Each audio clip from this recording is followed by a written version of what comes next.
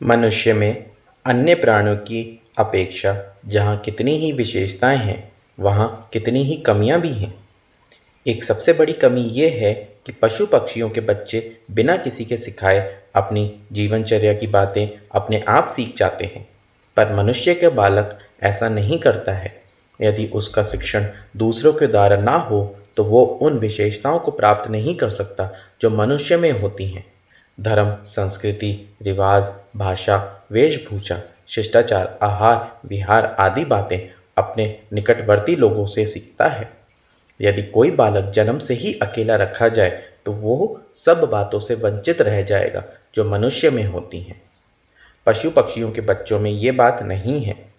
भया पक्षी का छोटा बच्चा पकड़ लिया जाए और वहां माँ बाप से कुछ ना सीखे तो भी बड़ा होकर अपने लिए वैसा ही सुंदर घोंसला बना लेगा जैसा अन्य बया पक्षी बनाते हैं।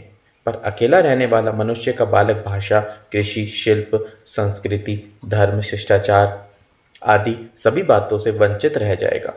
पशुओं के बालक जन्मते ही चलने फिरने लगते हैं और माता का पैपान करने लगते हैं, पर मनुष्य का बालक बहुत दिनों में कुछ समझ पाता है। आरंभ में तो वो करवट बदलना, दूध का स्थान तलाश करना तक नहीं जानता, अपनी माता तक को नहीं पहचानता। इन बातों में पशुओं के बच्चे अधिक चतुर होते हैं। मनुष्य की ये कमजोरी कि वो दूसरी ही सब कुछ सिखाता है, उसके उच्च विकास में बाधक होती है। कारण कि साधारण वातावरण में भले तत्वों की अपेक्षा बुरे तत्व अधिक होते हैं, उन बुरे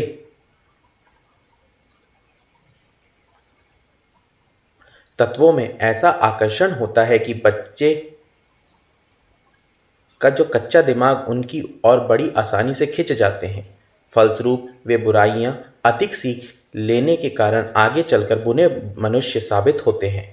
छोटी आयु में पता नहीं चलता कि बालक किन संस्कारों को अपनी मनोभूमि में जमा रहा है। बड़ा होने पर जब वे संस्कार एवं स्वभाव प्रकट होते हैं तब उन्हें हटाना कठिन हो जाता है, क्योंकि दीर्घकाल तक वे संस्कार बालक के मन में जमे रहने एवं पकते रहने के कारण ऐसे सुदृढ़ हो जाते हैं कि उनका हटना कठिन हो जाता है। ऋषियों ने इस भारी कठिनाई को देखकर एक अत्यंत ही सुंदर और महत्वपूर्ण उपाय ये निश्चित किया कि प्रत्येक बालक पर माँ बाप के अतिरिक्त किसी ऐसे व्यक्ति का भी नियंत्रण रहना चाहिए जो मनोविज्ञान की सूक्ष्मता को समझता हो। दूरदर्शी, तत्वज्ञानी और पारदर्शी होने के कारण बालक के मन में जमते रहने वाले संस्कार बीजों को अपनी पैनी दृष्टि से तत्काल देख लेने और उनमें आवश्यक सुधार करने की योग्यता रखता हो। ऐसे मानसिक नियंत्रणकर्ता की उन्होंने प्रत्येक बालक के लिए अनिवार्य आवश्यकता घोषित की। शास्त्रों में कहा गया है कि मनुष्य के 3 प्रत्यक्ष देव हैं, माता, पिता और गुरु। इन्हें ब्रह्मा, विष्णु, महेश की उपमा दी है। माता जन्म देती है इसलिए ब्रह्मा है, पिता पालन करता है इसलिए विष्णु है, गुरु कुसंस्कारों का संहार करता है इसलिए शंकर है। बिना माता का, बिना पिता का, बिना गुरु का कोई भी मनुष्य हो सकता है। ये बात प्राचीन काल में अविश्वास समझी जाती थी, कारण कि भारतीय समाज के सुसंबद्ध विकास के लिए ऋषियों की यह अनिवार्य व्यवस्था थी कि प्रत्येक आर्य का गुरु होना चाहिए, जिससे वो महान पुरुष बन सके। गुरुकुल प्रणाली का उस समय रिवाज था। पढ़ने की आयु के होते ही बालक ऋषियों के आश्रम में भेज दिए जाते थे। राजा महाराजाओं तक के बालक गुरुकुल का कठिन जीवन बिताने जाते थे ताकि वे कुशल नियंत्रण में रहकर सुसंस्कृत बन सके और आगे चलकर मनुष्यता के महान गौरव की रक्षा करने वाले महापुरुष सिद्ध हो सके। मैं अमूक आचार्य का शिष्य हूँ, ये बात बड़े गौरव के साथ कही जाती है। मनुष्य का मस्तिष्क एक बगीचे के समान होता है। इसमें नाना प्रकार के मनोभाव, विचार, संकल्प, इच्छा, वासना, योजना रूपी वृक्ष उगते हैं। उनमें से कितने ही आवश्यक और कितने ही अनावश्यक होते हैं। बगीचे में कितने ही पौधे झाड़ झंगाड़ के अपने आप उग जाते हैं। वे बड़े तो बगीचे को नष्ट कर सकते हैं, इसलिए माली उन्हें उखाड़ देता है और दूर दूर से लाकर अच्छे अच्छे बीज उनमें बोता है। गुरु अपने शिष्य के मस्तिष्क रूपी बगीचे का माली होता है। वो अपने क्षेत्र में से जंगली झाड़ झंगाड़ जैसे अनावश्यक संकल्प, संस्कारों, आकर्षणों और प्रभावों को उखाड़ता रहता है और अपनी बुद्धिमत्ता, दूरदर्शिता एवं चतुरता के साथ ऐसे संस्कार बीज जमाता रहता है जो उस मस्तिष्क रूपी बगीचे को बहुमूल्य बनाते हैं। कोई व्यक्ति ये सोच के कि मैं स्वयं ही अपना आत्मनिर्माण करूंगा, अपने आप अपने को सुसंस्कृत बनाऊंगा, मुझे किसी गुरु की आवश्यकता नहीं, तो ऐसा किया जा सकता है। आत्मा में अनंत शक्ति है, अपना कल्याण करने की शक्ति उसमें मौजूद है, परंतु ऐसे प्रयत्नों में कोई मानवीय व्यक्ति ही सफल होते हैं। सर्वसाधारण के लिए ये बात बहुत कष्ट साध्य है। कई सुयोग्य व्यक्ति भी आत्मनिरीक्षण में सफल नहीं होते। हम दूसरों की जैसी अच्छी आलोचना कर सकते हैं, दूसरों को जैसी नेक सलाह दे सकते हैं, वैसे अपने लिए नहीं कर पाते। कारण यह है कि अपने संबंध में आप निर्णय करना कठिन होता है। समुचित बौद्धिक विकास की सुव्यवस्था के लिए गुरु की नियुक्ति को भारतीय धर्म में आवश्यक माना गया है। इससे मनुष्य की विचारधारा, स्वभाव, संस्कार, गुण, प्रकृति, आदतें, इच्छाएं, महत्वाकांक्षाएं, कार्य पद्धति आदि का प्रभाव उत्तम दिशा में होता है और मनुष्य अपने आप में संतुष्ट, प्रसन्न, पवित्र और पश्चिमी रहकर दूसरों को अपनी उदारता तथा सद्व्यवहार में सुख पहुंचा सकता है। इस प्रकार के सुसंस्कृत मनुष्य जिस समाज में, जिस देश में अधिक होंगे, वहाँ निश्चयपूर्वक सुख शांति की सुव्यवस्था की, पारस्परिक सहयोग की, प्रेम की, साथ ही सहयोग की बहुलता रहेगी। हमारा पूर्व इतिहास साक्षी है कि सुसंस्कारित मस्तिष्क के भारतीय महापुरुषों ने कैसे महान कार्य किए थे और इस भूमि पर किस प्रकार स्वर्ग को अवतरित कर दिया था।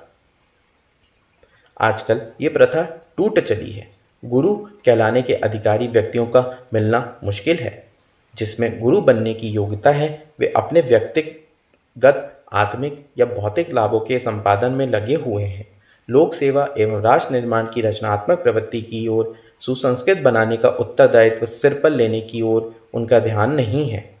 वे इससे स्वल्प लाभ, अधिक झंझट और भारी बोझ अनुभव करते हैं। इसकी अपेक्षा वे दूसरे सरल तरीकों से अधिक धन और यश कमा लेने के मार्ग जब सामने देखते हैं तो गुरु का गहन उत्तरदायित्व ओढ़ने में कन्नी काट जाते हैं। दूसरी ओर ऐसे अयोग्य व्यक्ति जिनका चरित्र, ज्ञान, अनुभव, विवेक, तप आदि कुछ भी नहीं है, जिनमें दूसरों को सुसंस्कृत बनाने की क्षमता भी नहीं है, जो अपने आप को सुसंस्कृत नहीं बना सके, जो अपना निर्माण नहीं कर सके, ऐसे लोग पैर पुजाने और दक्षिणा लेने के लोभ में कान फूंकने लगे, खुशामद, दीनता और भिक्षा विरक्ति का आश्रय लेने लगे। जिस काम को कुपात्र लोग हाथ में ले लेते हैं, वो अच्छा काम भी बदनाम हो जाता है।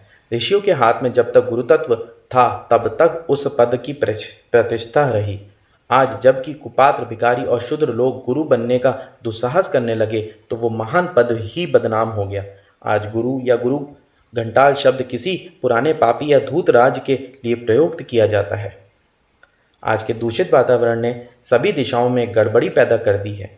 असली सोना कम है, पर नकली सोना बेहिसाब तैयार हो रहा है। असली घी मिलना मुश्किल है, पर वेजिटेबल घी से दुकानें पटी पड़ी हैं। असली मोती, असली जवाहरात कम है, पर नकली मोती और इमिटेशन रत्न ढेरों बिकते हैं। इतना होते हुए भी असली चीज़ों का महत्व कम नहीं हुआ। लोग घासलेट घी को खूब खरीदते बेचते हैं, पर इससे असली घी की उपयोगिता घट नहीं जाती। असंख्य गड़बड़ियां होते रहने पर भी असली घी के गुण वो ही रहेंगे और उसके लाभों में कोई कमी ना होगी। मिलावट, नकलीपन, धोखाधड़ी के हजार पर्वत मिलकर भी वास्तविकता का, वस्तु स्थिति का महत्व राई भर भी नहीं घटा सकते। व्यक्ति द्वारा व्यक्ति का निर्माण एक सच्चाई है जो आज की विषम स्थिति में तो क्या, किसी भी बुरी से बुरी स्थिति में भी गलत सिद्ध नहीं हो सकता। रोटी बनाने होगी तो आटे की, पानी की, आग की जरूरत पड़ेगी, चाहे कैसा भी भला या बुरा समय हो, परंतु इस अनिवार्य आवश्यकता में कोई अंतर नहीं आ सकता। अच्छे मनुष्य, सच्चे मनुष्य, प्रतिष्ठित मनुष्य, सुखी मनुष्य की रचना के लिए ये आवश्यक है कि अच्छे, सुयोग्य और दूरदर्शी मनुष्य द्वारा हमारे मस्तिष्कों का नियंत्रण, संशोधन, निर्माण और विकास किया जाए। मनुष्य कोरे कागज के समान है। वो जैसा प्रभाव ग्रहण करेगा, जैसा सीखेगा वैसा करेगा।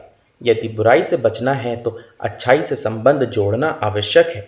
मनुष्य का मन खाली नहीं रह सकता। उसे अच्छाई का प्रकाश ना मिलेगा तो निश्चय ही उसे बुराई के अंधकार में रहना होगा।